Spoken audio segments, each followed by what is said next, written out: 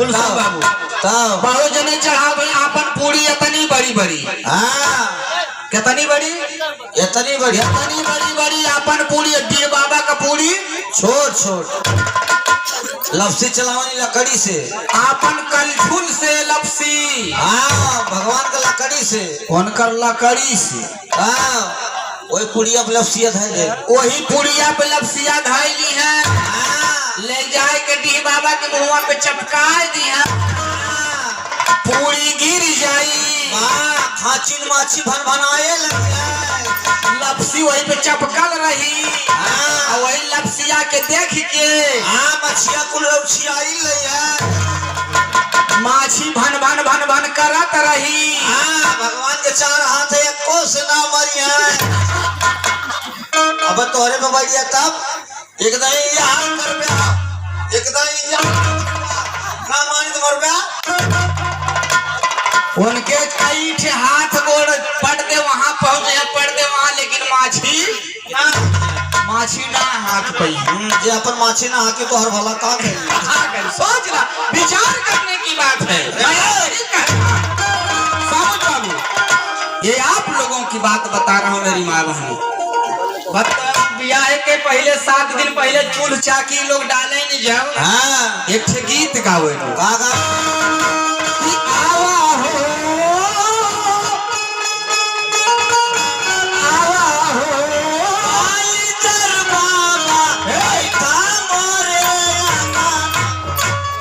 कौन बाबा? दलिंदर बाबा का नहीं डीह बाबा का। डीह बाबा पगला मेरी मेरी सॉरी नहीं ध्यान दिया। अच्छा अंग्रेजी भी बोला तनी मानी हमारे बाबू बोला था पहले।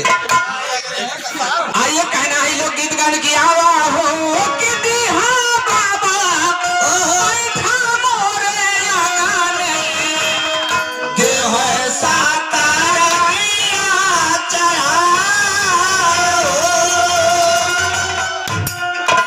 सास ससुर का सारी संपत्ति लेके बैठल।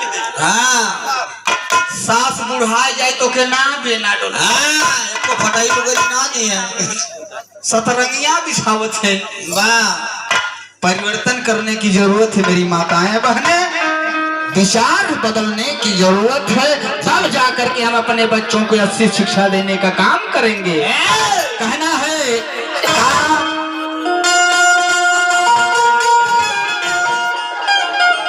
आज हमारे बर्फी लाल भैया हमने के पैसा दिलन। चंदभान भैया हमने के पैसा दिलन। बाबा साहेब भीमराव हमने के सम्मान दिलन। तो भगवान ई हुआ के दूसर के नहीं लोग हमने के पैसा आप लोग देत हुआ तो भगवान हमरे बदे आप न भैला। तो काहे ना हम कहे कि आवा हो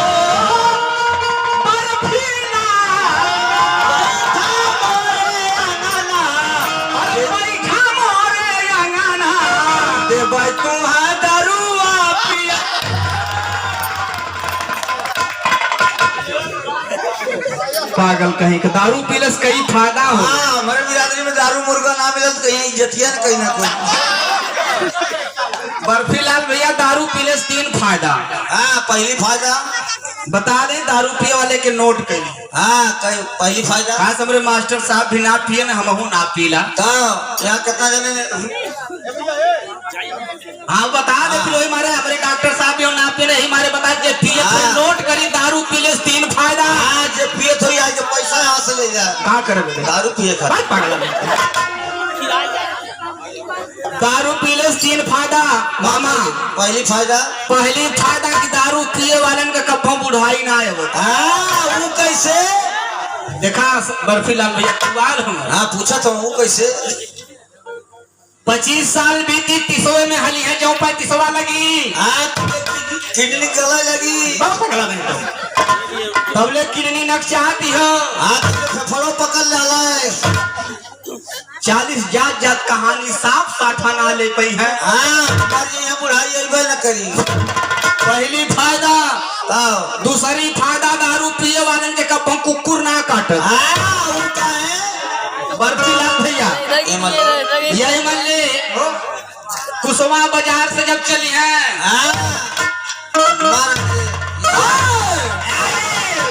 तब कुकुर भूकल है। जब इनके देख के भूकला ताक कुकरो समझ जाई कहले तब ले धीरे धीरे कुकुरा की है जाई है कहले ले साले का कुकुर जब देखी समझ जाई कि हमार बिरादर हो पागल बिरादर ना कही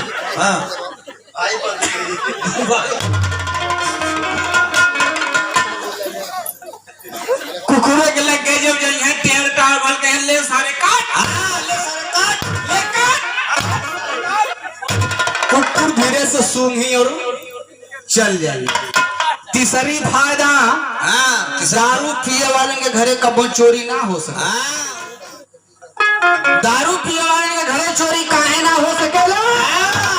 हरिया लोटा तू बेच के पी जाइए जो ना तेरे पतरी बचल है रात भर बड़बड़ाई है घर बड़ाई है चोरों जाने की इजाजत हो इसलिए चोरी नहीं हो सकती मेरे साथियों। गौर करके काम करना।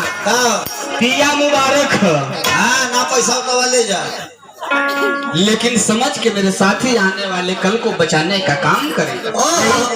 बाबा साहेब भीमराव अम्बेडकर ने कहा था क्या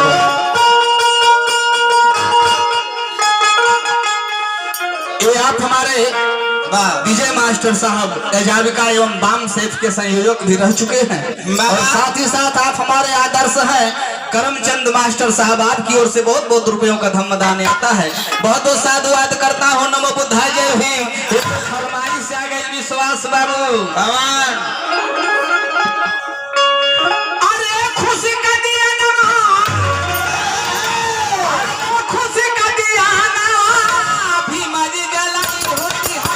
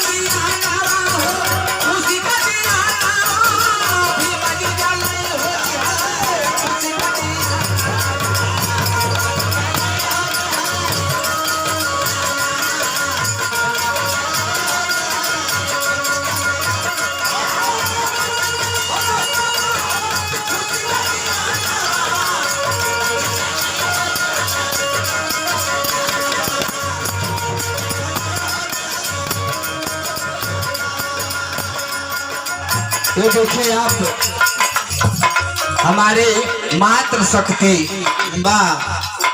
आप हमारे धर्म की माताएं यह इन्हें लोन के हम देवी मानी ला चंद्रभान भाई यह लोग हिरिया जिरिया सातों डाली शीतला है यही में कितना जने चुरैनियो है वो कैसे चुरैन हुई है बात ये अपने सास से झगड़ा करत हुई वो चुरैन हुई देखा क्यों चुरैन मत बना हमें तो नहीं कहा। ये हमारे गुलशन बाबू और सत्यम मुन्ना की ओर से बहुत बहुत सम्मान आया। बहुत बहुत साधुवाद कर नमो बुद्धाय जय भीम करता हूँ। कहना है का तनी बाबू एक ठो फायदा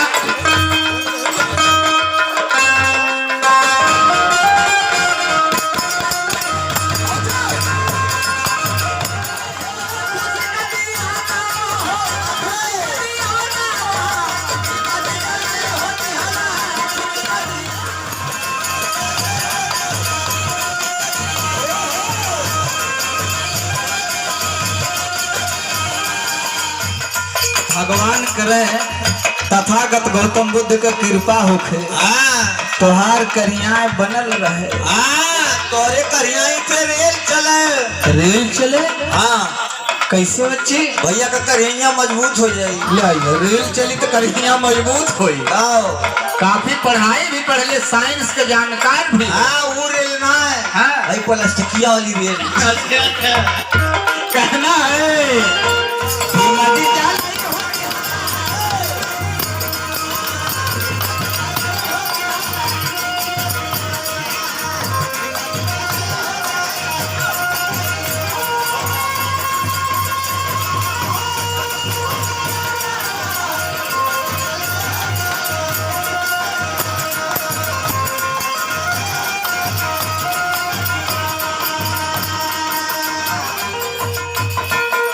समता समानता गई कदम पर